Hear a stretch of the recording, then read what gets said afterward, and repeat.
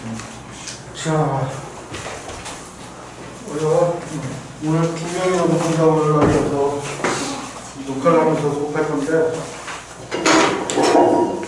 아까부터 지금 파트는 다음 주에 문제를 기억하고, 오늘은 여러분이 정기 배웠던 거 조금 기억을 되살려가면서 수업을 좀 진행을 할게.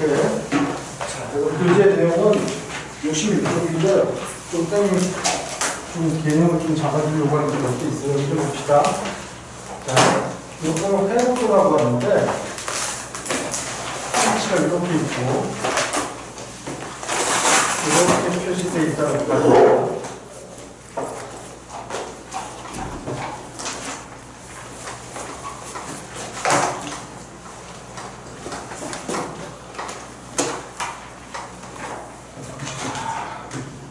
이렇게 되어 있듯이.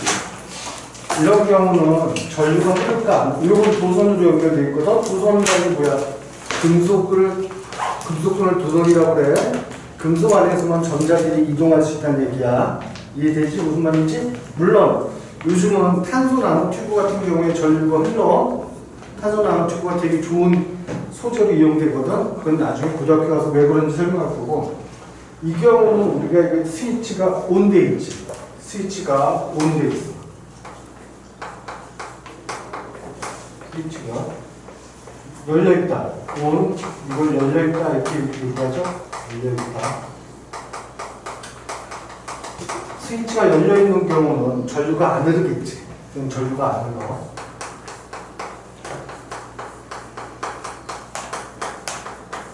자, 그럼 전류가 흐르지 않는다는 걸 우리는 이걸 이렇게도 표현해. 개도선, 패도선 이렇게도 얘기하거든. 개자는 10개자야. 얘는 그래서 개도선이야. 이런 걸 우리는 개도선이라고 해. 도선이 열려있다. 그럼 전류가 흐르지 않는다. 이해되시죠? 두 번째. 근데 얘를 만약에 내가 이렇게 스위치를 닫았다라고 예를 들자.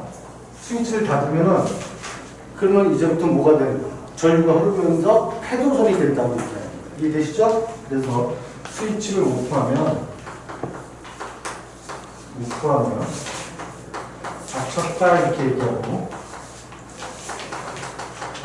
이런 걸 전류가 흐르게 된다 이렇게 표현하죠. 전류가 흐른다. 전류가 흐른다는 거 우리는 패도선이다 이렇게 얘기합니다. 즉 전류는 패도선, 닫혀있는 도선에서만 전류가 흐른다는 거예요. 이해되지? 무슨 말인지? 항상 도선이 열려있지 않고 닫혀있는 경우에만 전자들이 이동할 수 있는 거예요. 실제 전자가 이동하는 거를, 전자가 한 단면을 통해서 이동하는 걸 우리는 전류가 흐른다 이렇게 표현한다. 한쪽 방향성에서 흐르는 걸. 이해되시나요? 자, 그럴 때 참고로 어떤 물질이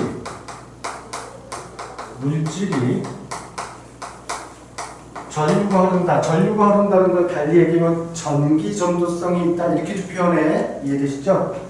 물질이 전기 전도성을 갖는다 그러면, 전기 전도성을 쓰다 보면 조건이 있어요.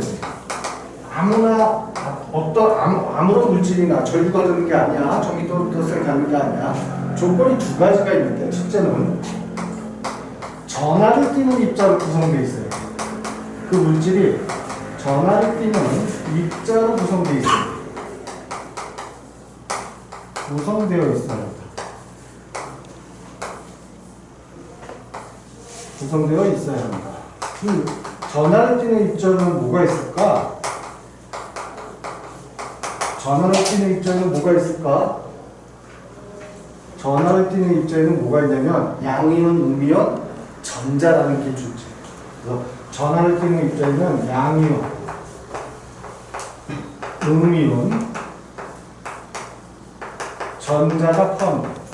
이런 입자들로 구성되어 있는 물질들만 전류가 통할 수 있는 거예요. 이해되시나요? 근데 예를 들면 소금의 화학식이 혹시 뭔지 기억나? 소금의 화학식이 뭐야? 우리 1학기 때 시험 봤던 부분이잖아. NaC, 그렇죠? 염화나트륨이 소금이야. 이거 무슨 결합 물질이라고 그랬었지? 나트륨은 금속, 염소는 비금속. 맞죠? 이런 거 우리는 이온결합 물질이라고 좀 붙였었지. 이온결합 물질.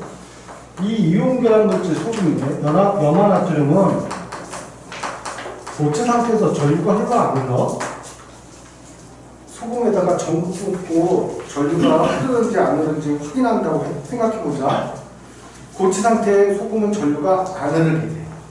그래서 이온결합 물질의 첫 번째는 고체 상태에서 전류가 흐르지 않습니다.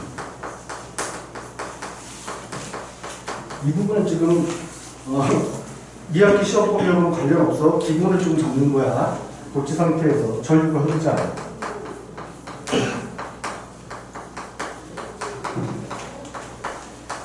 고체 상태에서 전류가 흐르지 않다. 그런데 얘는 이 소금, 이온결합 물질인 소금 같은 경우는 액체를 만들더라고. NaCl 소금을 약 800도로 가져다 주면 순수한 소금 액체가 돼. 다만 800도까지 걸리려면 쉽지는 않겠지. 그치? 또는 소금물을 수용액이라고 표현하는 거야. 이해되시죠? 물에다 녹였을 때. 그래서 액체나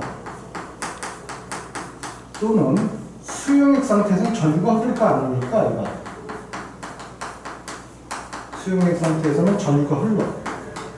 그래서는 전류가 흐른다. 자, 이게 왜 이렇게 되는지 한번 설명해 볼게. 그러면은 고체 상태에서 전류가 안 흐르는데, 그러면 전하를 띠는 입자를 갖고 있지 않다라고 생각하시면 될까 안 될까? NaCl은 이 금속은 금속 원자는 불안정해서 뭐가 된다? 양용이 된다고 했죠? 양용은 무슨 전하를 띠고 있어? 플러스 전하를 띠고 있지? 비금속은 무슨 전하를 띠게 돼? 불안정하니까 옥텟 규칙을 만족 못하니까 전자를 받아서 음이온이 되겠지. 그러면 양이온과 음이온에 이렇게 있다면 플러스 마이너스 전하를 띠는 두 입자가 서로 어떤 힘작용에 잡아당기는 정전기적 인력이 작용하겠지. 이런 이온결합 물질은 전하를 띠는 입자를 갖고 있다는 얘기야. 이해돼? 근데 고체 상태에서는 전류가 안 흘러. 하지만 액체나 수용 상태에서는 전류가 흘러. 두 번째 조건은 뭐냐면, 두 번째 조건은 전하를 띠는 입자들이 입자가 자유롭게 이동할 수 있어요. 이동이 가능해야 돼.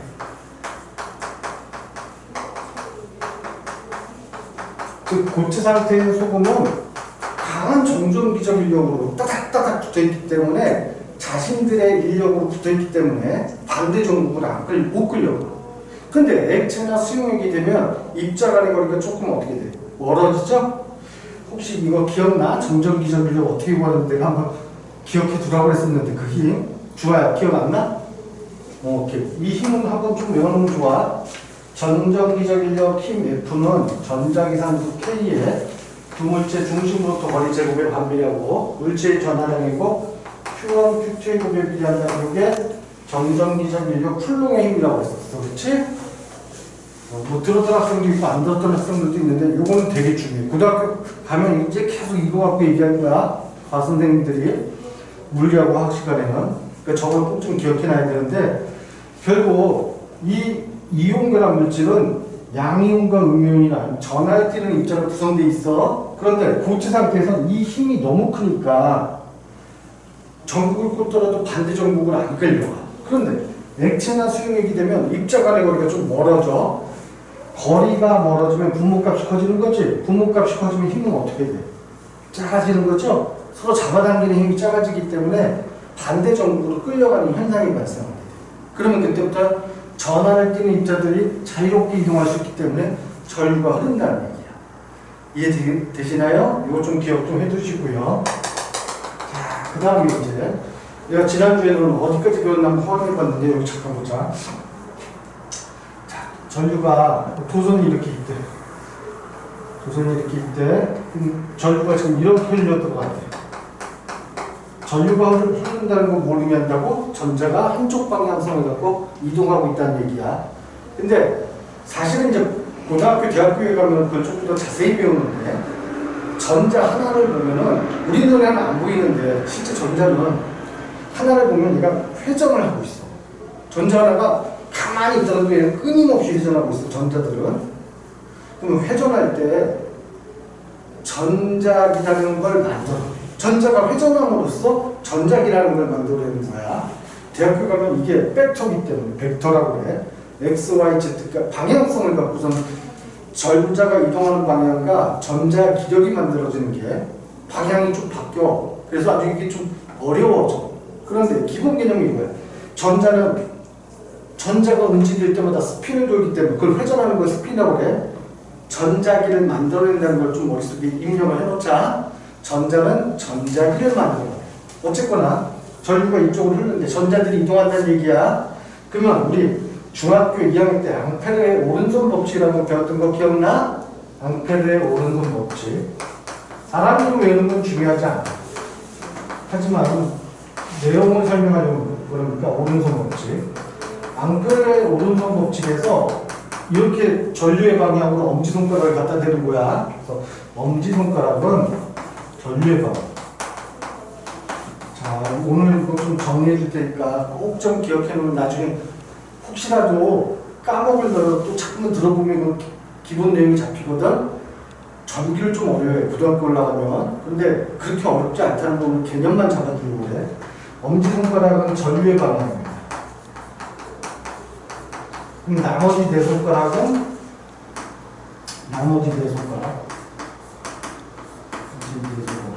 네 손가락은 이게 자기장 방향이라고 표현합니다. 자기장 방향. 그럼 여기 보자.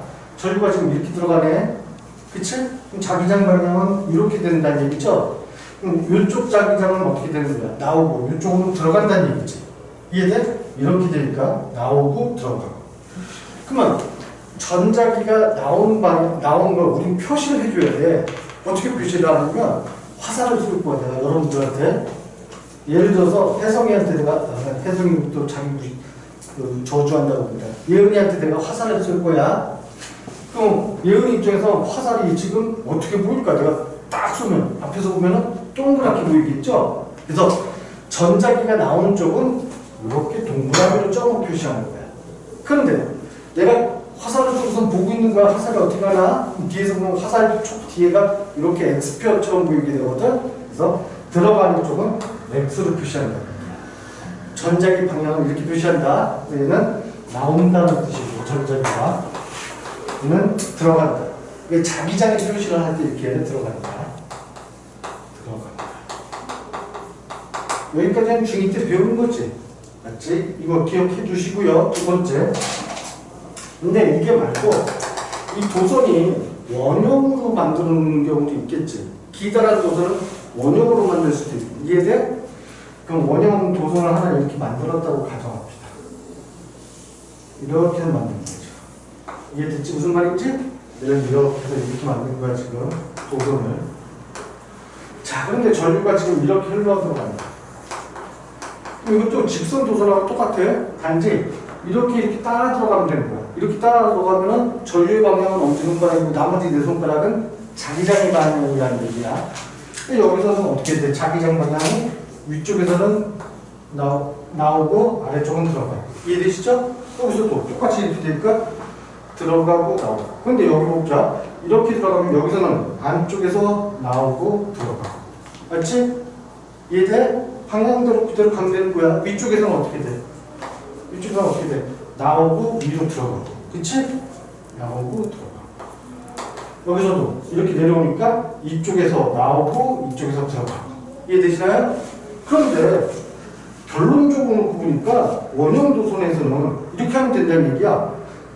전류의 방향을 나머지 네 손가락으로 하고 엄지손가락이 자기장의 방향이 되는 결과가 돼요. 원형 도선에서. 이해돼? 그래서 직선 도선에서 이렇게 하면 되는데 원형 도선 또는 원통 도선이라고 표현하면 돼요. 원통. 그래서는 엄지손가락이 자기장 방향이 되고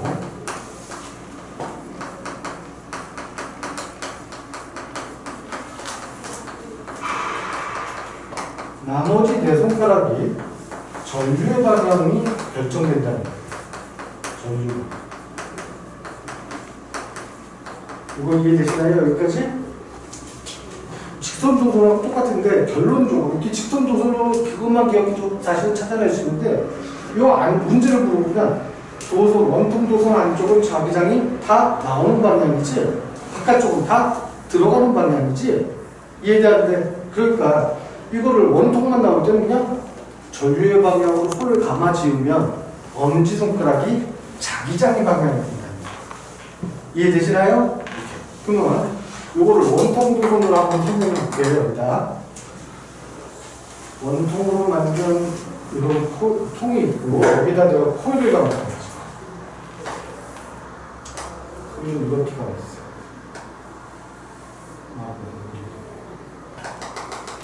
이렇게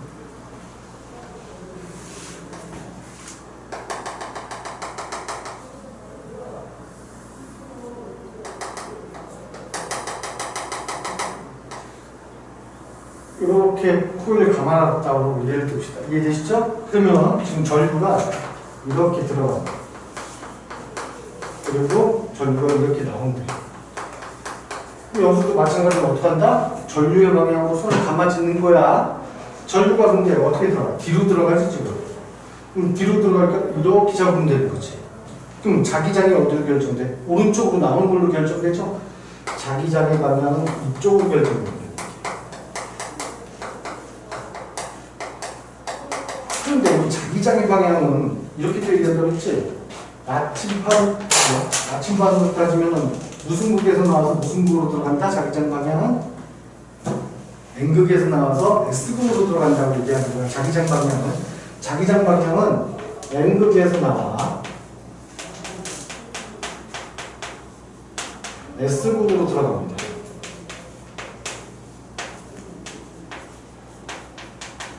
즉 그 얘기는 뭐냐면 여기다가 이 주변에다가 내가 나침판을 놓을 거야. 이렇게 나침판을 여기다 위쪽에다 아래쪽에다 하나씩 놨다라고 예를 들자. 그러면 자기장 방향이 이렇게 되니까 여기가 N극이라는 얘기고 여기가 S극이 되겠지. 들어오니까. 이해되시나요? 그럼 여기에 따라서 자기장 방향이 이렇게 결정된다는 거예요. 이해돼? 그러면 이때 자기장이 나침판 방향이니까 나침판의 N극은 어느 쪽으로 향해야 돼? 나침판의 N극은 이쪽을 향하고 있기 때문에 자기장 방향하고 일치해야 됩니다. 이해되시나요? 여기도 마찬가지로 자기장이 어떻게 돼요? 이렇게 나와서 이렇게 들어가야 되니까 여기도 나침판의 N극이 이렇게 방향을 잡고 있게. 이해되시나요? 이거? 자기장 방향까지 이해됐지? 수고 이해돼? 오케이. 그래서 자기장 방향이 N극에서 나와서 S극으로 들어간다는 거 꼭 좀 기억해 놓자. 여기까지는 아마 중2 때까지 배웠을 것 같아. 요거 한 번만 찍어놓고, 자, 찍어놓고,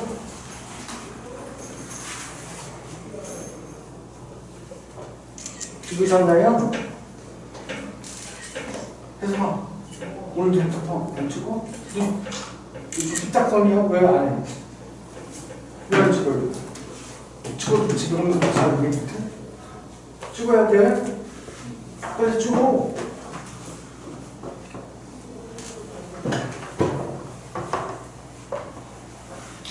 자, 이제 이 기본 내용을 이용해서 이제 슬슬 우리 본론으로 들어가기 시작할 거야.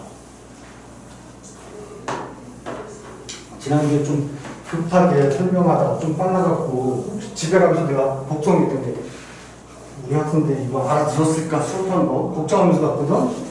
그러니까 오늘 조금 더 자세히 설명해 볼게. 자, 이런 원통에 코일이 감겨 있어. 코일이 이렇게 감겨 있다고 예를 듭시다.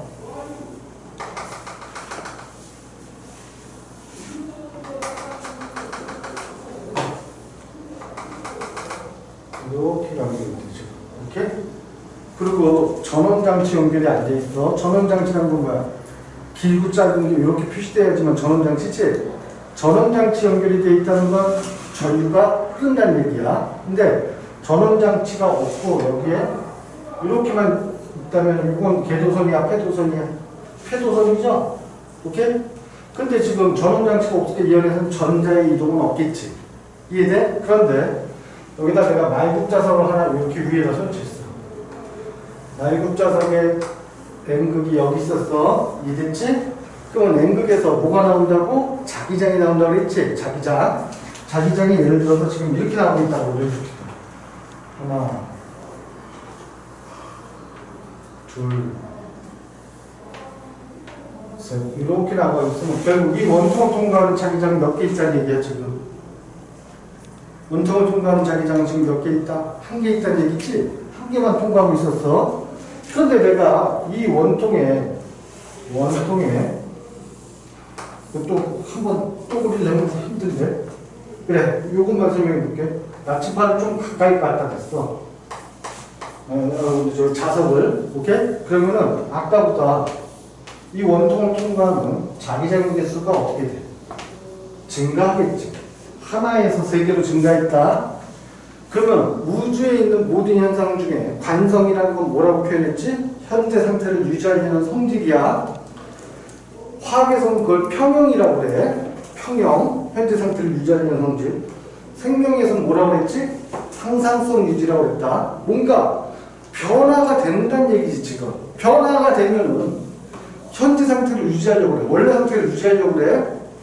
그럼 변화되는 어느 쪽으로 얘가 뭔가를 만들어내야 될까? 변화되는 반대 방향 쪽으로 뭔가를 만들어내야 돼.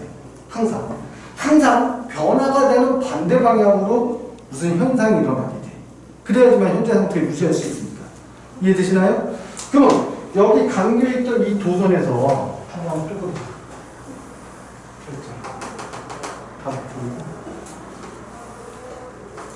두 개만 그리자.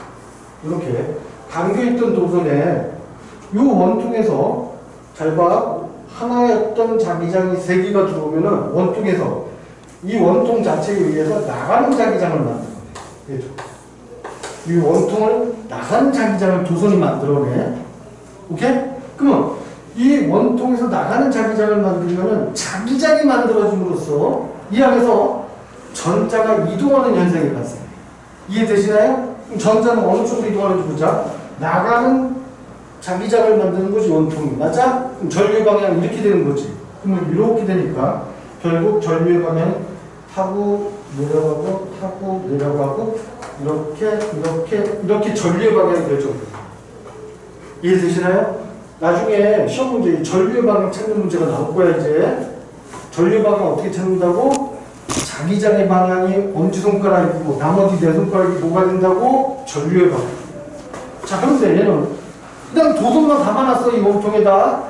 그런데 말국자석 같은 게 왔다 갔다 할 때마다 이 안에서 뭐가 만들어져? 전자의 이동 현상이 만들어지지. 자기장을 만들므로써 전자가 이동하는 현상이 발생한다고. 그러면 이런 걸 우리는 뭐라고 해? 이런 붙여? 전자기 유도 현상. 전자기 유도 현상이라고 부르죠. 이해되시나요? 무슨 말인지? 그래서 여러분들 교재 66쪽에 유도전류라는 표현이 나오는 게 이게 유도전류야. 이해돼? 유도 원래 고등학교까지는 유도 기장력 이렇게 표현하는 게 유도전류가 발생해. 유도전류라는 건 뭐냐면 원래 이 도선이 닫혀있는 폐도선에서 자기장이 변화됨으로써 이 폐도선이 자기장을 만들어요. 자기장이 만들어짐으로써 전류가 만들어지지. 그래서 전류가 만들어지는 게 유도됐다. 그래서 이름이 유도전류다. 이해되시나요? 이런 식으로 전류를 만들어. 이런 걸 뭐라고? 유도전류. 그러면 요거 이해됐으면 한번 연습해보자. 요 상태에서 내가 요 상태에서 또 말국자석을 변화시킬 거예요. 요 상태. 원통이 있고 두 개만 그리자. 자, 원통이 있고 폐도선에 이제 말국자석이 멀어졌대. 가까이 왔던 말국자석이 멀어질 거야. 그러면 원통을 통과하던 자기장이 3개에서 이제 몇 개로 줄어? 1개로 줄었다고 가정합니다. 이해되시죠? 이렇게 줄겠지. 멀어지니까. 위로 올라가니까. 그러면 이 원통에서 또 아까는 많이 들어왔던 자기장 때문에 이 말국자석이 뒤로 가면은 또 변화가 생긴 거지. 그럼 변화되는 반대 방향으로 뭔가를 만들어낸다고 그랬지. 여기서 뭘 만들어내는데? 자기장을 만들어내면 되겠지. 자기장을 어느 쪽으로 만들어내야 돼? 여기에 비해서 여기는 통과하는 자기장수가 줄어들었어. 그러면 자기장수가 많아지는 쪽으로 자기장을 만들어내야겠지. 이해돼? 그러면 들어오는 자기장을 만들어, 나가는 자기장을 만들어. 들어오는 자기장을 만들어야겠지. 그럼 들어오는 자기장이 하나, 둘, 이런 식으로 들어오는 자기장을 만드는 식으로 엄지손가락을 펴주면 되겠죠. 그럼 전류 방향은 이렇게 되겠네, 이제. 그치? 이렇게 되니까, 그러니까 이렇게 들어와서, 올라가서, 들어오고, 이렇게 되니까 전류의 방향이 아까와는 반대로 이쪽을 보면 내려오는 전류의 방향. 아까는 올라가는 전류의 방향. 이해되시나요? 전류가 이렇게만 유도가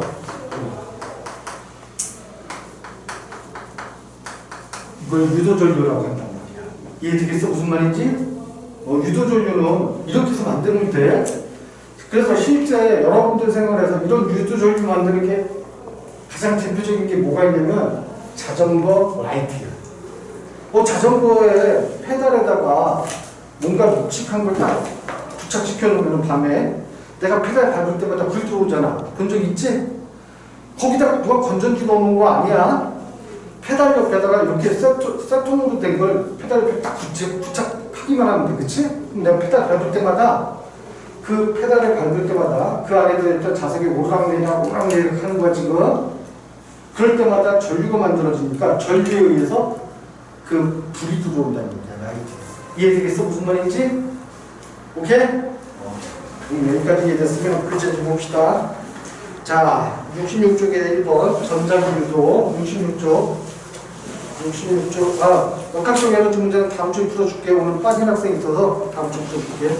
자, 전자기유도 코일 주위에서 자석을 움직이면 코일을 통과하는 자기장이 변하면서 코일에 전류가 흐르는 현상, 이걸 뭐라고 이름 붙인다고? 전자기유도. 이해되시죠? 그 다음 유도전류, 전자기 유도에 의해 코일에 흐르는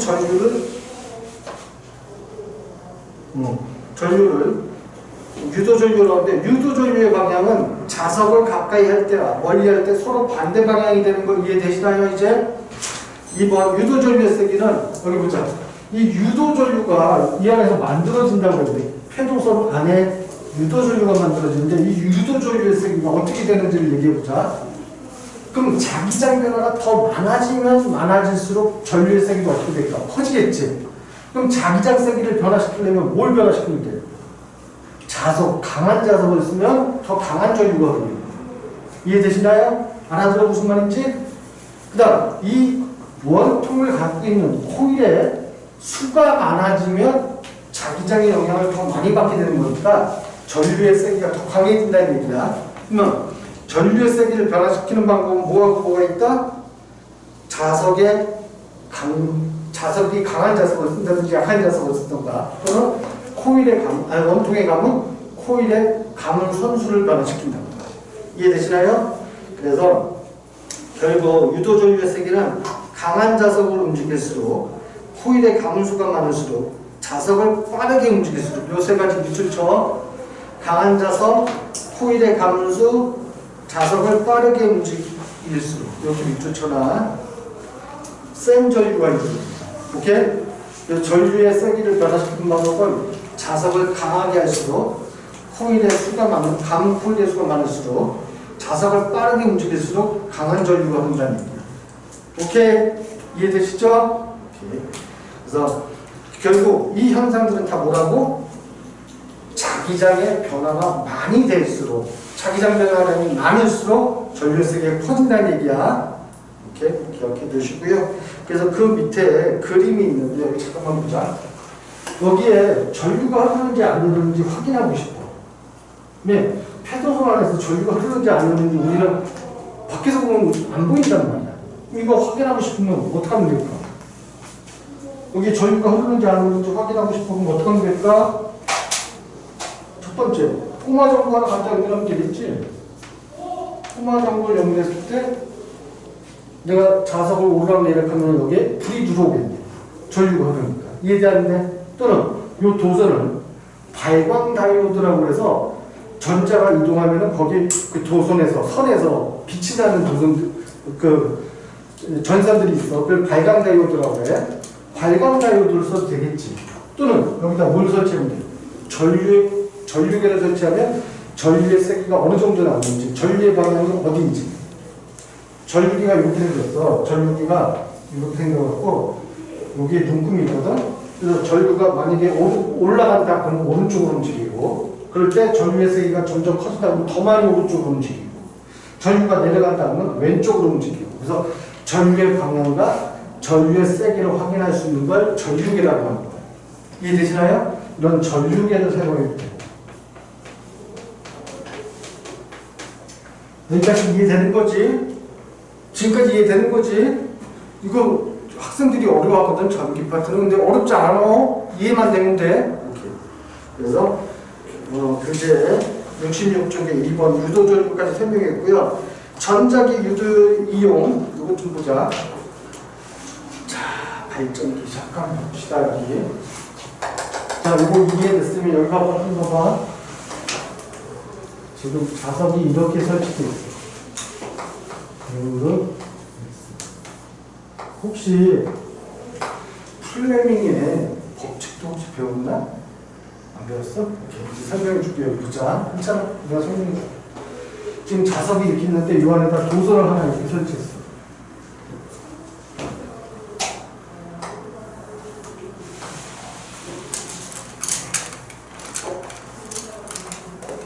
자, 이렇게 생긴 도선이 하나 있어.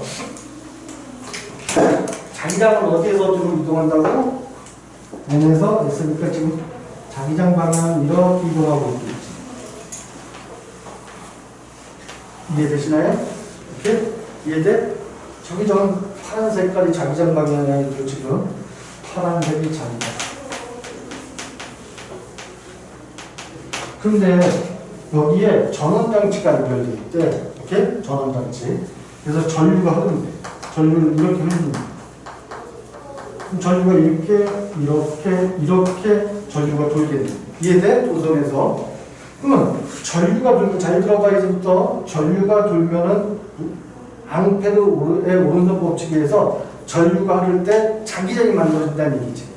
그러면 이 자기장에 의한, 전류에 의한 자기장이 이쪽에서 이쪽 도선을 보는 거야. 왼쪽 도선. 그러면 어떻게 돼? 나오고 들어가겠지. 맞아? 여기는 나오고 여기는 들어가고. 내려올 때도 여기는 들어가고 여기는 나오겠죠. 이해되시나요? 들어가고 나오고. 이해됐지? 생각해보자. 자석에 의한 자기장이 N에서 S로 가고 있어. 그런데 요 왼쪽 도선에 의한 전류가 이렇게 들어가면 자기장이 나오고 들어가. 그럼 위쪽을 봐봐. 위쪽에선 자석에 의한 자기장과 전류에 의한 자기장이 일치하지. 이해돼? 아래쪽은 들어가니까 거꾸로 된다는 얘기지. 그럼 얘는 힘이 센 쪽이 어느 쪽이야? 위쪽이야? 아래쪽이야? 자기장이 많은 쪽이 위쪽이야? 아래쪽이야? 한번 생각해보자. 자석에 의한 자기장이 N에서 S로 가고 있어. 그러면 요 도선에 의한 자기장이 전류가 이렇게 들어가니까 위에서는 자석에 의한 자기장과 일치하고 아래쪽에서는 자석에 의한 자기장과 반대가 되고 있다는 얘기지. 그럼 위쪽은 자기장이 많아. 이해되지? 아래쪽은 작아. 그러면 많은 쪽에서 아래쪽으로 움직이겠네, 힘이. 이해돼? 그리고 여기도 봅시다. 여기는 이렇게 되니까 아래쪽은 겹치고 자기장, 위쪽은 선생님 팔이 짧아서 잘 봐. 위쪽은 지금 상승할 거 아니야, 자기장이. 그러면 아래쪽은 강하니까 얘는 위쪽으로 움직이겠지. 그러면 회전 방향이 이렇게 된다는 얘기야. 얘는 아래쪽으로 여기서 내려가고 얘는 위쪽으로 올라가고 얘가 핑크로 돌겠는데 이 안에 놓여있는 돈이 핑크로 돌겠지 지금. 이해돼? 이해돼? 여기에 지금 내가 전원장치 연결했다고 그랬어. 전원장치를. 그러면 이렇게 전원장치가 있어서 핑크를 움직이게 되는 건 전동기라는 얘기야. 이건 전동기, 모터 같은 거 있지? 모터 같은 건 이 원리를 이용한다. 오케이? 모터는 이 원리를 이용하는 거야. 그런데 여기 봅시다. 이거 이해됐어? 안 됐어? 무슨 말인지? 또 지우면 이해 못할까봐 여기다 한번 써볼게. 여기 이해하면은 생각보다 쉬워져. 이해만 하면 쉬워져. 왜냐면 아직은 F는 PI의 사인 세타. 고등학교 가면은 삼각함수를 배우기 때문에 이때 전자기력을 구하는 공식이 B, 자기장 곱하기 전류, 도선의 길이 L, 그 다음에 이 각도가 사인 세타로 구하거든. 그런 걸 구해서 힘을 구한단 말이야. F는 BI의 사인 세타. 그래서 고등학교 때는 중학교 고1 때까지도 식이 안 나와. 요 방향만 찾는 거야. 이과생들은 고2 때 이과생들은 그 힘을 구하는 공식을 배우기 때문에 구해야 돼. 그리고 유도기전력도 구하게 되고 그런 걸 어려워할 필요는 없어. 되게 이 원리만 하면 간단한 거니까. 근데 지금 중3 과정에서 요거만 하나만 이해하죠. 여기도 지금 자석이 이렇게 설치돼 있어. M극 S극이야. 근데 얘는 도선만 이렇게 있어. 얘는 전류가 안 흘러 지금. 그래서 내가 손으로 핑크로 돌릴 거예요. 한 바퀴. 핑크로 돌리면 자기장이 지금 이렇게 가고 있는데 자석에 있는 자기장이 이렇게 가고 있는데 내가 핑크로 돌리면은 이 안에서 요 안의 면적에 들어오는 자기장 수가 변하게 돼. 오케이? 자기장 수가 변하면은 이 사각형 코일이 만드는 자기장이 변하겠지. 그럼 자기장을 변화줌으로써 이 안에서 뭐가 만들어져? 유도전류가 만들어지겠지. 이거는 발전기야. 이거는 전동기고, 전동기는 전류를 넣어준다. 코일 안에다. 발전기는 이 안에서 유도전류가 만들어져. 그래서 발전기하고 전동기 차이는 이거는 전동기, 이거는 발전기. 그런데 나중에 여기다 고등학교 과정 가면 정류자라는 걸 설치한다는 걸 배우게 돼. 정류자라는 건 그러니까 한 바퀴 돌 때마다 전류가 만들어진 게 올라갔다가 그 다음 한 바퀴 반 바퀴 돌면 또 내려갔다 이러면 그 전류 우리가 못 써. 우리가 만드는 전류는 요거를 정류자라고 해서 전류의 방향이 일정하게 움직이게끔 해줘야지 사용하기가 좋아. 그건 DC야. AC하고 DC가 좀 다른데 우리는 DC를 주로 이렇게 해서 발전기에서 만들어내. 그래서 나중에 교류 만드는 건 나중에 대학교 가서 배우면 되는 거고. 그 다음 얘기 나왔으니까 교류하고 직류하고 차이점이 뭐가 있는지 한 번만 살짝 얘기해. H가 뭐라고 했지? 이게 교류야. 교류. DC가 직류야. 직류. 교류하고 직류 차이점은 뭐냐면 혹시 교류를 우리가 처음에 전기라는 현상이 나왔을 때 교류로 사용하자고 했던 사람이 누군지 알아 혹시? 이게 처음에 한 1800년대 초반에 어떤 한국 과학자는 교류로 사용하자고 막 주장하고 어떤 한국 과학자는 아니야 직류로 써야 된다고 주장하거든. 둘이서 엄청 주장하다가 우리는 지금 현재 우리 가정전기는 뭐 써? 직류 써? 교류 써? 우리 형광등 이거 뭘로 직류로 쓸까? 교류로 쓸까? 가정전기 다 우리가 교류로 쓰고 있어 현재. 직류는 건전지가 직류야. 가정전기는 교류야. 교류는 에디슨이 얘기하는 거고 직류는 테슬라가 얘기해. 테슬라가 전기자동차 테슬라 그게 아니라 과학자가 이름이 진짜 테슬라가 있었어. 둘이 앙숙이야. 에디슨하고 테슬라는 엄청 앙숙이야. 서로 얼굴도 안 쳐다봐. 하도 많이 싸워서. 오케이? 그런데 그 당시 에디슨이 이겨. 그 싸움에서. 그래서 교류로 사용하게 됐어. 근데 테슬라는 직류가 훨씬, 사실은 직류가 더 좋아. 직류가 더 좋아. 나중에 전기를 이해하기 시작하면 직류가 참 좋다는 걸 알게 돼. 그 공부하기도 편해. 직류는. 교류는 공부하기가 너무 복잡해. 전류가 흐를 때 자기장 만들어주고 별별 현상이 있어서 전압강화 만들어주고 막 그래서 전압강화 때문에 다시 전압을 올려줘야 되고 별 희한한 현상들이 많이 생겨. 근데 그 당시에 차이점은 뭐냐면 직류를 사용하려면 동네마다 소형 발전소를 만들었어요. 근데 교류를 사용하면은 큰 지역에 발전소 하나만 만들어 놓으면 좀 편하게 전기를 생산할 수 있었거든. 그 차이 때문에 교류를 썼고, 그 다음 전자제품 차이도 생겨. 교류를 쓰느냐 직류를 쓰느냐에 따라서 전자제품도 다 달라져. 만약에 우리가 지금 직류를 쓰고 있다면 전자제품들이 사용하기가 생각보다 훨씬 편할 수도 있어. 오케이? 근데 어쨌거나 에디슨이 그 싸움에서 논쟁에서 이기기 때문에 교류를 사용하는 거예요. 잠깐만 여기 봅시다.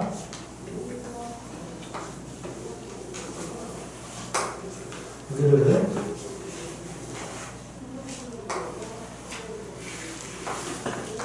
여기는 뭐 하나 혹시라도 모르니까 직류라는 건 다이렉트 커런트. 직류라는 건 전류의 세기가 일정하게 쭉 이어지는 걸 우리 전류야.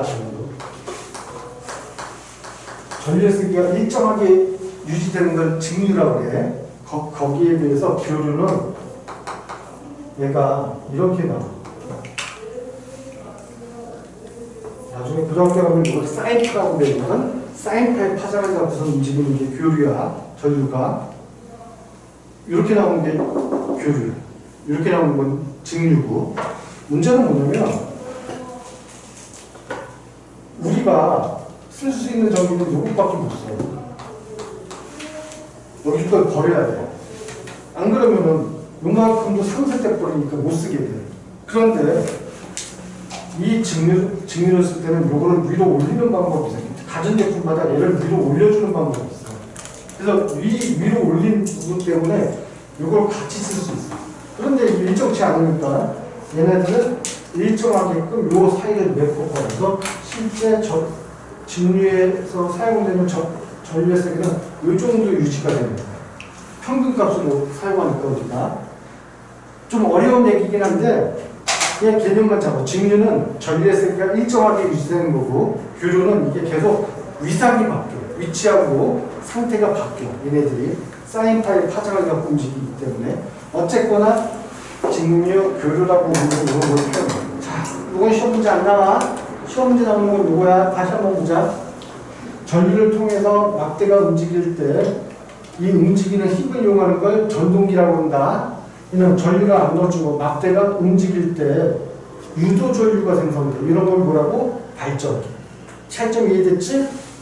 자, 그래서 이 전자기 유도의 경우에는 첫 번째 발전기. 전동기는 전자기 유도를 이용하는 게 아니야. 오케이? 발전기는 전자기 유도를 이용하는 거야. 이해되겠어? 무슨 말인지? 두 번째, 도난 방지 장치. 그 다음에 교통카드, 판독기. 여러분들 교통카드라든지 신용카드 같은 거 어디다 갖다 대면은 삐빅하고선 결제가 된다든지 문이 열린다든지 하는 것들이 있지? 그게 다 전자기 유도 현상을 이용하는 거야. 이해되시나요? 좀 기억 좀, 이거 설명하려고 조금 내가 이거 설명하기 좀 벅차니까 전자기 유도 이용한다는 거 기억 좀 해라. 그 다음에 고속도로 통행료 지불 담당기, 하이패스 같은 거, 마이크도 그래, 마이크. 그 다음에 인덕션 레인지, 금속 탐지기, 전자기타. 여러분들 일렉트로 기타라는 거 있지? 그런 것도 이거야. 그래서 발전기의 구조는 설명하는 건 한번 또 보자. 연구자석 사이에 회전할 수 있는 코일로 이루어져 있다. 코일이 회전하면 전자기 유도에 의해 전류가 온다. 그래서 역학적 에너지가 전기 에너지로 전환된다. 그리고 보자. 이게 발전기라고 했지? 내가 이제 핑크를 돌린다고 했다. 핑크를 돌리는 게 역학적 에너지야. 근데 여기서 뭐가 만들어져? 핑크를 내가 한 번 돌렸어. 뭐가 만들어져? 전류가 만들어졌지? 그럼 역학적 에너지가 뭐로 전환된 거야? 전기 에너지로 전환되는 거지? 발전기라는 건 역학적 에너지야.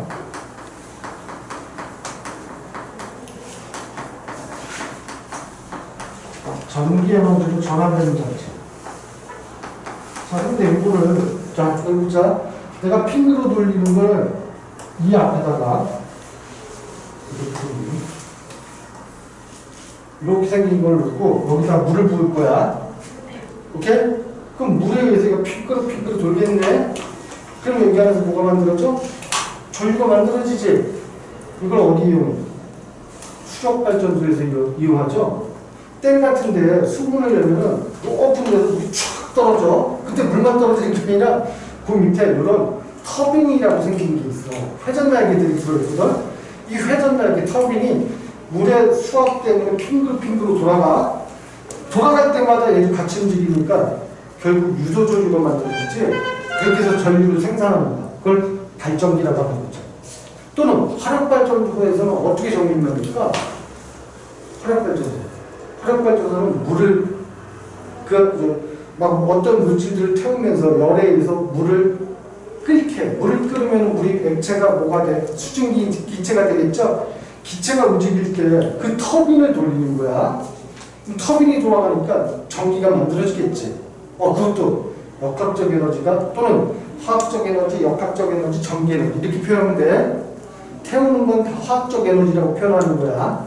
어쨌거나 지금 발전기는 기본적인 에너지 전환이 어디에서 어디로 된다? 역학적 에너지가 전기 에너지로 전환된다. 이거 꼭 좀 기억하자. 이렇게.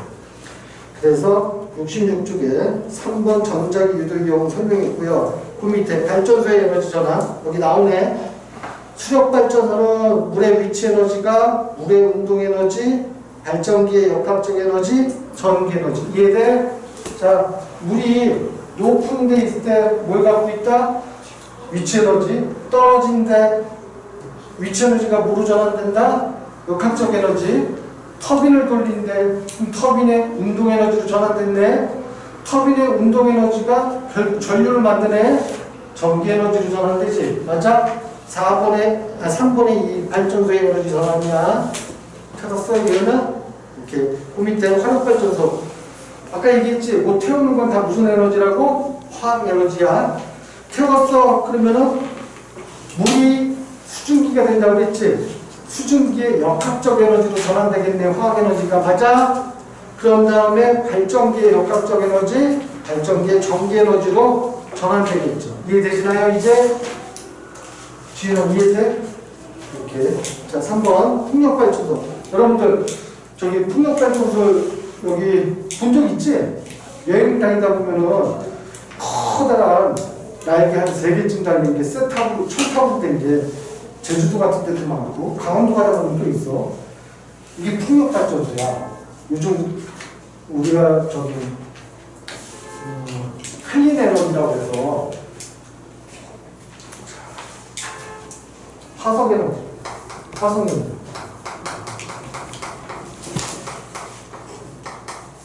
화석연료는 뭘 화석연료라고 그래? 뭘 화석연료라고 그래, 우리? 동물이나 식물의 사체나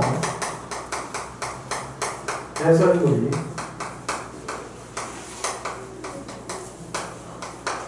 높은 압력과 열에 의해 생성되는 걸 화석연료라고 해. 이게 무슨 말이냐면 예를 들어서 좀 비유가 좀 그렇지만 갑자기 선생님이 죽었어. 근데 내가 갑자기 깊은 땅 속에 파묻혔어. 깊은 땅 속에 파묻히니까 압력이 어때? 크죠? 뻥 뚫려 있는 게 아니라 그냥 안에 매장돼 버렸어. 그럼 위에서 크게 누르는 압력이 엄청날 거 아니야. 그리고 지구 내부로 갈수록 온도가 어떻게 돼? 높아지겠지. 그럼 많은 열이 나오겠네. 근데 어차피 나도 고분자 물질이야. 내 몸도 아주 분자들이 많이 달라붙어서 만들어진 생명체거든. 근데 높은 압력과 열에 의해서 이 고분자의 어떤 물질이 잘게 쪼개져. 아주 잘게 쪼개지면은 가스가 되는 거고, 그거보다 조금 덜 잘게 쪼개지면 석유가 되는 거고, 그거보다도 더 조금 잘 잘라지면은 본체인 석탄이 되는 거야. 그런 걸 우리는 화석연료라고 해요. 이해되시나요? 화석연료는 결국 탄소를 중심으로 만들어지는 물질들이야. 어차피 나도 탄소를 중심으로 만들어진 생명체란 말이야. 내 몸의 67%가 물이고 나머지는 탄소, 산소, 수소로 이루어진 생명체거든. 여러분들도 마찬가지고 지구상에 있는 동식물이 다 그래. 탄소를 중심으로 만들어진 생명체란 말이야. 그런데 이 고분자 물질이 높은 압력과 열에 의해서 잘게 쪼개진다. 쪼개질 때 탄소수가 한 20개 이상 정도 되면은 석탄 같은 고체가 되는 거고, 5개에서 한 16개 정도면 액체가 되는 거고, 탄소수가 4개 이하로 쪼개지면은 기체가 되는 거야. 그런 걸 우리 화석연료라고 해. 근데 이 화석연료가 탄소를 중심으로 만들어져 있다고 그랬죠? 탄소를 중심으로 만들어져 있어. 근데 얘를 갖다 태우면은, 태우는 걸 뭐라고 그래? 연소시킨다고 하는 거지, 연소. 연소가 되면 화석연료에 연소 생성물이 뭐가 나오느냐? 이산화탄소하고, 내가 화석연료가 탄소, 수소, 산소로 이루어져 있다고 그랬지? 산소는 문제가 없는데, 수소가 연소가 되면 뭐가 되냐면 H2O, 물이 되는 거야. 그래서 화석연료를 연소하면 이산화탄소하고 물이 생성돼. 물은 중요하지 않아. 중요한 건 얘인데, 이게 뭘 만들어내? 지구 온난화 현상을 만드는 온실가스죠. 이해되시나요? 요즘처럼 열섬 현상에 열돔 현상, 우리나라 지금 상층 공기에 열돔 현상이 만들어지거든.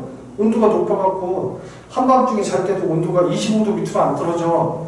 잘 때 더워. 막 자다가 깨. 더워서. 그렇다고 에어컨 틀자고 집사람한테 혼나. 이 이산화탄소가 문제가 된단 말이야. 지구 온난화 기체입니다. 그러니까 화석연료를 사용하면 사용할수록 정말 온난화, 온실효과 기체 이산화탄소가 발생할 수밖에 없지. 그래서 요즘은 클린 에너지라는 게 우리나라에서 계속 얘기하거든. 유럽에서는 탄소세까지 만들자고 막 그래 지금. 오케이? 그러니까 우리도 이거 줄여나가야 돼. 근데 이거 줄여나가는 방법 중에 하나는 원자력 발전소라는 것도 있었어. 얼마 전까지는 원자력 발전소가 이 대안인 것처럼 생각이 됐었어. 원자력 발전소.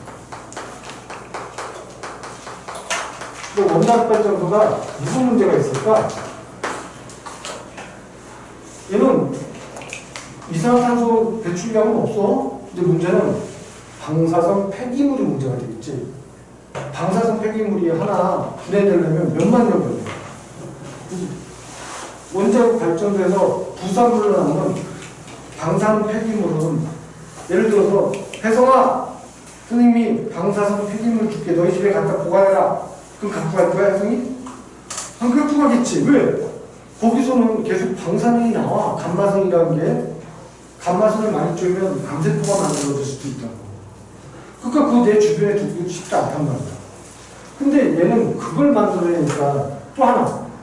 후쿠시마 일본 발전소 갑자기 고장나면 큰일 나는 거 봤지? 그래서 안 된다고. 근데 이거 대체로 현재 우리나라가 연구하고 있는 게, 우리나라가 이 기술 쪽 앞서 있어. 핵융합발전소라는 거 있어.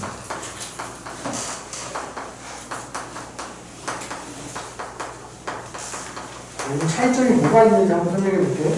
원자력 발전소하고 핵융합 발전소가 차이점이 뭐지? 시험 문제 안 나와 이건 이제 한번 들어도. 우리가 수소가 원자번호 1번이야. 이해되시죠? 거기서 철이 있고 철보다 원자번호가 큰 애들이 엄청나게 많아. 오케이? 그런데 철보다 원자번호가 큰 애들을 철로 쪼개가는 거를 이용하는 게 원자력 발전소야. 원자번호가 큰 애들을 철 쪽으로 점점 원자번호를 줄여가면서 여기서 나오는 걸 이용하는 게 원자력 발전소야. 얘는 뭐 방사선 폐기물이라든지 너무너무 많은 문제점을 갖고 있어. 그런데 핵융합이라는 건 수소서부터 철까지 만들어 가는 거를 핵융합 발전소라고 해. 예를 들어서 수소 4개를 갖고 헬륨을 만들 수가 있어. 원자번호가 1번인 수소 원자 4개로 원자번호 2번인 헬륨을 만들 수가 있거든. 이 헬륨을 만들 때 거기서 에너지가 나와. 이 에너지를 이용하는 게 핵융합 발전소야. 이게 그런데 누가 하는 이 역을 우리 태양 위에서 누가 하고 있을까? 태양이 이 역할을 하고 있어. 태양 내에서 실제 수소 원자 4개를 갖고 태양 내부에서 헬륨을 만들 때 질량 손실이 발생해. 그 질량 손실만큼 에너지를 만들어내거든. 이걸 갖고 이 에너지가 E는 mc제곱이랑 mc 스퀘어 아인슈타인 공식 다 정리해 놓은 거고. 그래서 질량 곱하기 빛의 속력, 시가 속력이야. 강도 빛의 속력의 제곱으로 에너지를 값을 계산할 수 있거든. 어쨌거나 핵융합 발전소가 지금 실용화는 안 됐어. 연구 단계야. 그러니까 이것도 아직은 쓰려면 뭐 이거 쓰면 되게 좋아. 여기서는 아무런 문제점이 없어. 핵융합 발전소는 아직까지는 아무런 문제점이 없어. 단지 이 온도가 10,000도를 넘어가. 이 핵융합이 될 때 그 주변 온도가 10,000도가 넘어가. 근데 그 10,000도를 넘어가는 거를 장치가 안전하게 유지하는 게 쉽지가 않아. 근데 얼마 전에 한 4주 전, 한 달 전쯤에 우리나라에서 이거를 20몇 초 동안 그 10,000도를 유지하는 장치를 만들어냈어. 그래서 앞으로 목적이 뭐 한 120초, 그 다음에 몇십 분, 하루 종일 이렇게까지 될 거야 아마. 그런 식으로 점점 시간을 늘려가는 그 장치를 만들어낼 수 있으면 꾸준하게 사용할 수 있는 장치가 있다면 이거는 아무런 문제도 없어. 왜? 들고 다니는 태양을 만들 수 있는 거야. 아무런 문제점 없이 에너지를 개발해 볼 수 있어. 근데 아직은 쉽진 않아. 하지만 우리나라가 이 기술이 되게 앞서 있어. 요거 말고 그 다음에 풍력발전소라든지, 풍력발전소가 뭐라고 했지? 바람의 힘을 이용하는 풍력발전소야. 그 다음 우리나라는 밀물과 썰물에, 우리나라가 밀물 썰물이 서해 쪽이 굉장히 빠르게 움직여. 이런 걸 이용하는 걸 무슨 발전소라고 해요? 조력발전소.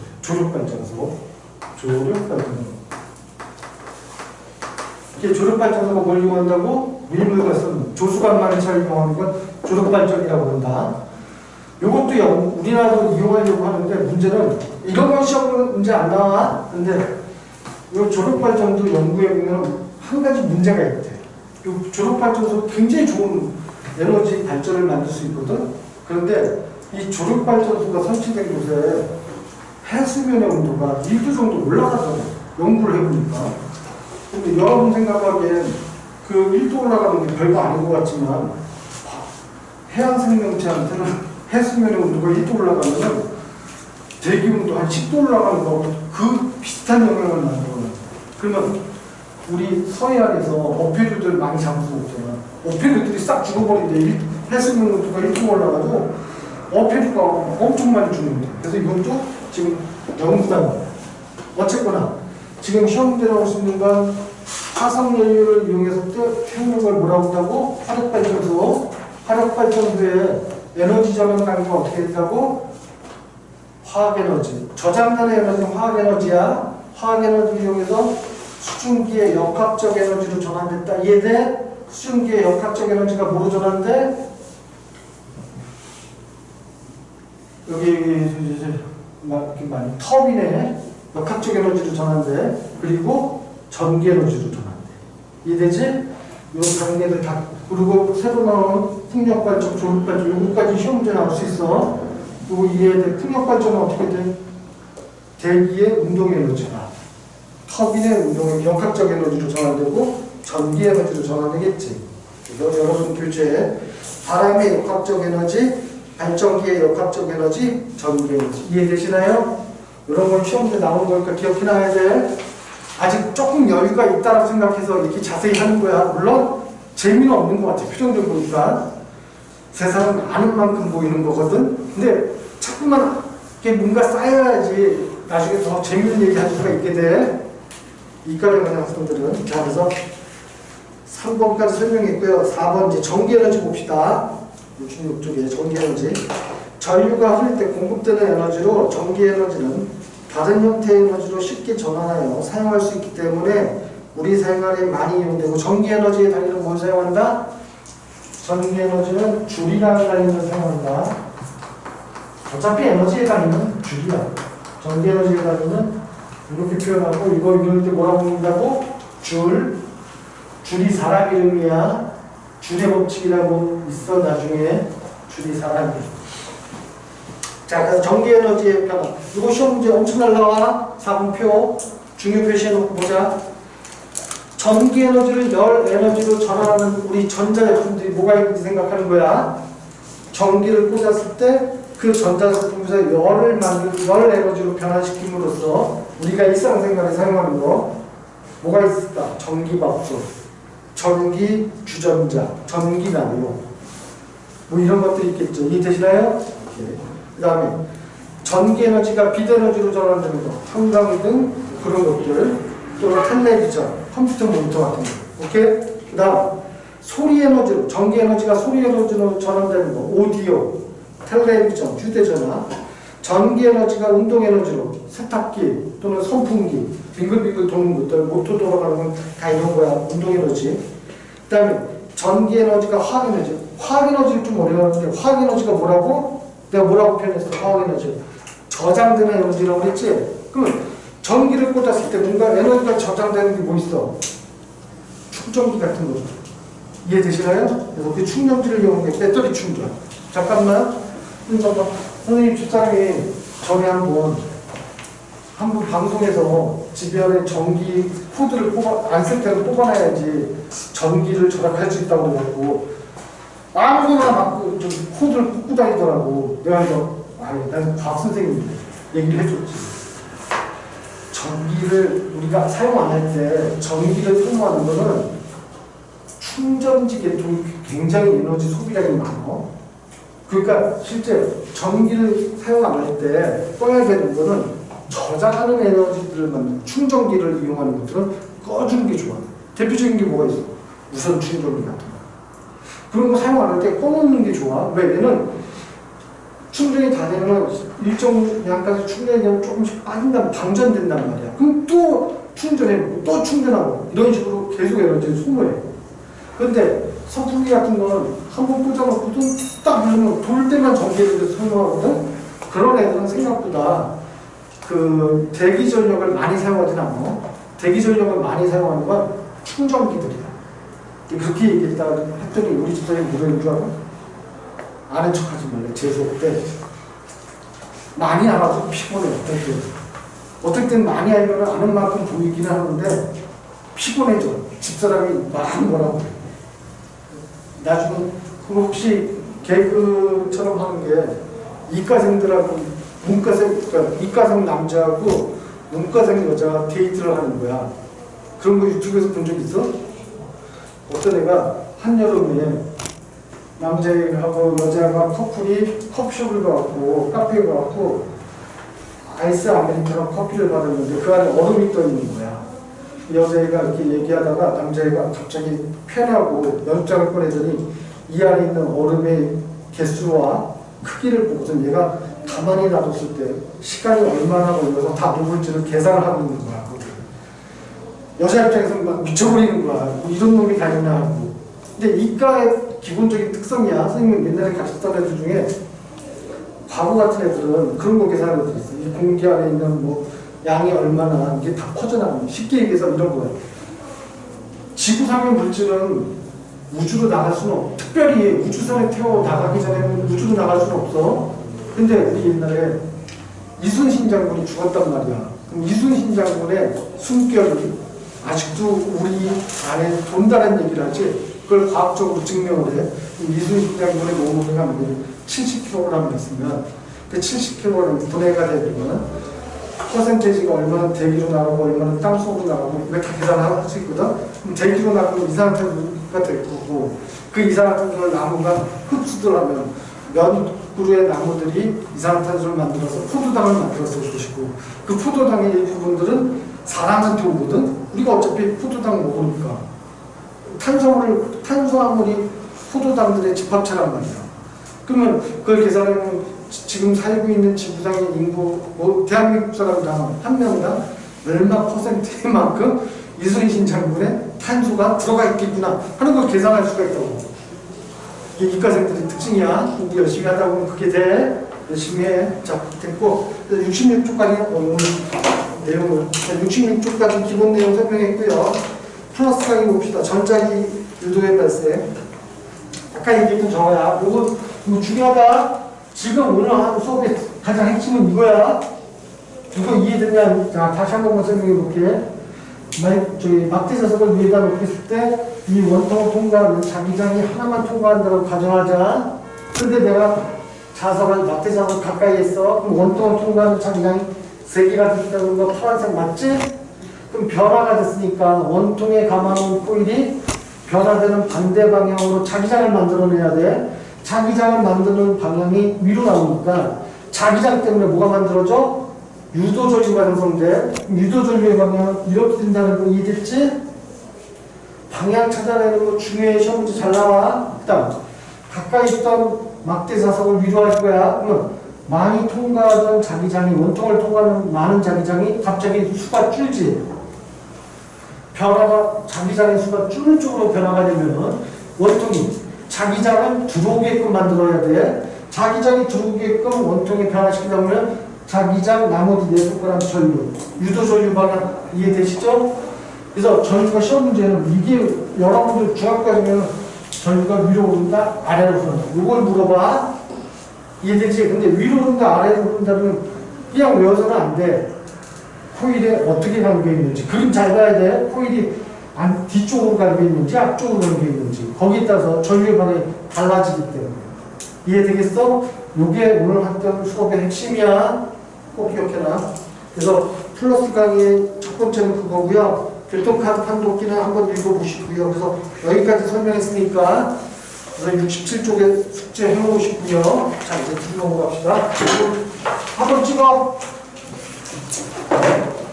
이것도 기억 좀 해놓으면 좋아. 알았지? 화석연료가 뭔지. 화석연료가 뭐고, 화석연료를 이용하는 게 화력발전소라는 거 기억해 두시고요. 원자력발전소하고 핵융합발전소의 차이점 이해되겠어? 무슨 말인지? 내가 아주 간단히 얘기했지만, 원자력발전소는 원자번호가 큰 애들을 원자번호가 작은 애들로 변화시키는 거야. 그때 방사선이 배출되는 걸 이용하는 거고, 방사선이 배출되고, 핵융합발전소는 원자번호가 작은 수소를 헬륨을 만들고, 헬륨을 또 탄소를 만들 수도 있어. 헬륨 3개가 모이면 탄소가 된단 말이야. 실제 태양에서 그런 현상을 이용해서 에너지를 방출하고 있는 거니까, 핵융합발전소가 실용화만 된다면 지구는 아주 살기 좋아질 거예요. 오케이? 그 다음 풍력발전소, 조력발전소 이거 기억해 두시고요. 자, 여긴 지우자 이제.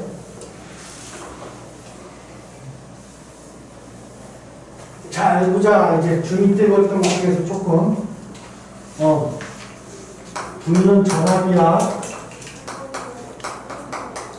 I는 전류야. R은 저항이야. 혹시 전압에 다니는 물서 우리? 전압이라는 건 전기 에너지가 미는 힘 이렇게 생각하면 돼. 전자가 미는 힘. 전압에 다니는 쓸 때는 항상 대괄호 쓴다고 그랬지? V라고 쓰고 여기 때는 뭐라고 읽어? 볼트라고 읽는다. 볼트. 전압에 다니는 볼트 쓴다. 전류에 다니는 뭘 써? 전류에 다니는 뭘 써? 안 배웠어 이거? 배웠는데 기억 안 날 뿐이야? 오케이. 그럼 적어줄게. 전류에 다니는 암페어를 쓴다. 암페어. 오케이. 왜? 뭐 이상했겠지? 아니요. 자, 그 다음 저항에 다니는 뭘 써? 오. 옴 기호가 기억나? 오. 훌륭하네. 이렇게 표시하면 이게 옴이죠? 이걸 옴이라 이렇게 읽어. 자, 그런데 중2 때 그러면 이 전기의 기본 법칙을 하나 배웠겠네. 전압은 어떻게 읽는다? V는 I. 꼭 기억해야 돼 이거. V는 I. 그러면 저항은 어떻게 읽는데 저항은 I분의 V를 구할 때고 I는 전류는 I분의 V를 구할 수 있겠죠? 이거 꼭 좀 기억하자. 오케이? 자, 이제 3학년 때는 전력이라는 걸 배울 거야. 전력을 P라고 표현해. 전력을 P라고 해. 그럼 전력이 다니는 뭘 쓰냐면 와트라는 단위를 쓴다. 와트. 단위는 이렇게 표시하고 이걸 때는 와트라고 읽어줘야 돼. 와트. 오케이? 그런데 전력은 어떻게 구하냐면 P는 따라해. VI. 자, 따라해. P는 VI. 꼭 기억해야 돼. 전압에다가 전류를 곱하면은 전력을 구할 수 있어. 그런데 여기 보자. 자, P는 VI에서 I는 I분의 V라고 했지. 얘들 얘를 여기다 대입하자. I에다 I분의 V. V가 어떻게 돼? I분의 V 제곱으로 두고 할 수 있겠네. 맞아? 그 다음 R은 뭐야? I분의 V라고 했지. 또는 V는 II라고 했지. V는 혹시 이거 이해 안 될까봐 요걸 이용하는 게 우리가 대입하면 I는 V제곱 1에 10, 그 다음 요거 V는 아니에요. V는 아니에요. 요거를 우리가 대입하면 여기 뭐가 돼? I제곱 I제곱 아닌데 아닌데? 그치 I제곱 그쵸? 갑자기 오랜만에 이렇게도 구할 수 있다는 거 이해되지? 그래서 요식 다 유도하는 것까지 기억해 놓으시고요. 자, 이거 주제 68쪽에 보면 소비전력이라는 게 있다. 근데 전력이라는 게 P는 V하에 구한다고 했지? 소비전력, 전력을 이걸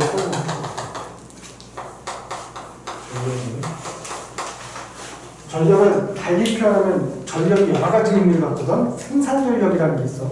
발전소에서 만드는 전력을 생산전력이라고 해. 이렇게? 발전소에서 만드는 전력이야. 거기에 비해서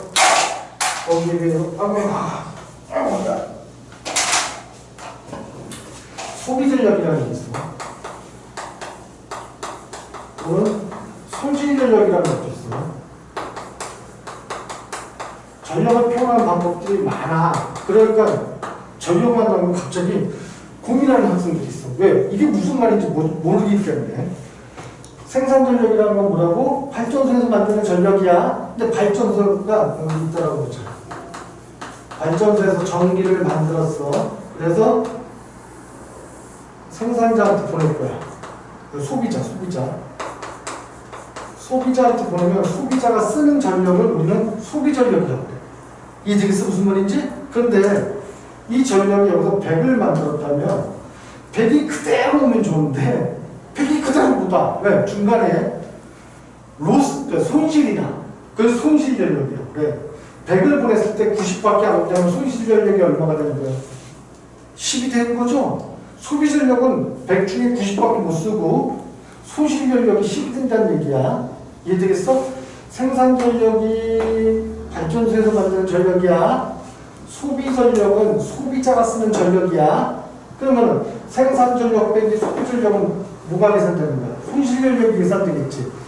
손실 전력은 뭐 전선에 의한 거라든지 여러 가지에 의해서 우리가 못 쓰고 버려지는 전기 에너지 값을 의미한다는 거야. 이해되겠어? 무슨 말인지?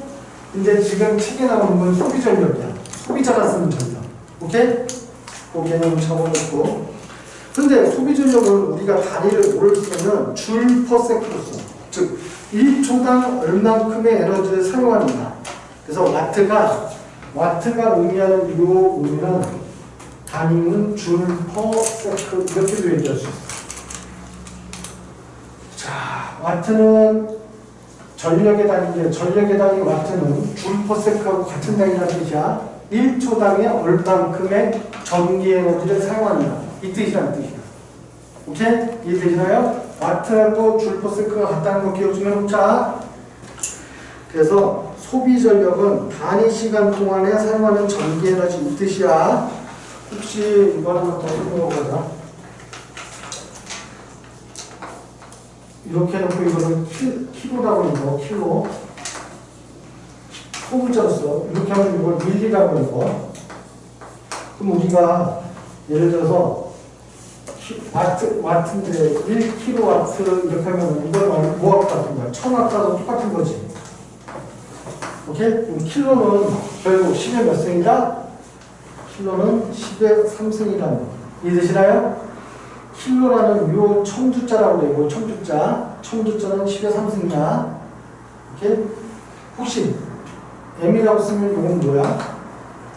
뭐라고 읽어? 메가라고 읽죠? 메가. 오케이? 메가는 몇 승인지 알아? 10의 6승입니다. 오케이? 기간. 우리가 1기가와트, 뭐 2기가와트 그러잖아. 기간은 10의 9승이야. 오케이? 그건 상식이야. 킬로는 10의 3승, 메가는 10의 6승, 기간은 10의 9승. 그런데 밀리는 10의 몇 승이야? 10의 마이너스 3승이야. 마이크로는, 이거 마이크로라고 읽어. 마이크로는 10의 마이너스 6승이야.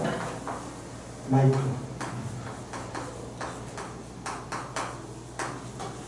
여기 옹수처럼 배우고 다니는데 기본적으로 이 정도만 기억해 놓자. 이렇게 킬로는 10의 3승, 메가는 10의 6승, 밀리는 10의 마이너스 3승, 마이크로는 10의 마이너스 6승. 이 정도는 좀 기억해놔.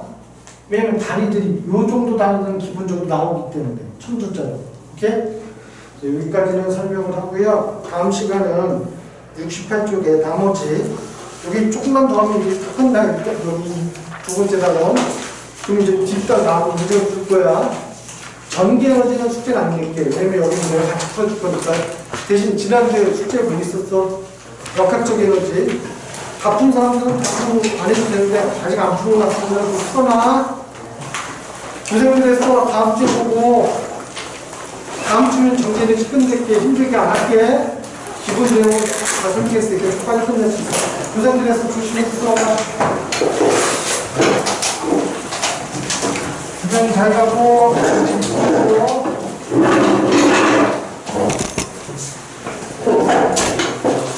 조심히 들어가. 수호야, 조심히 지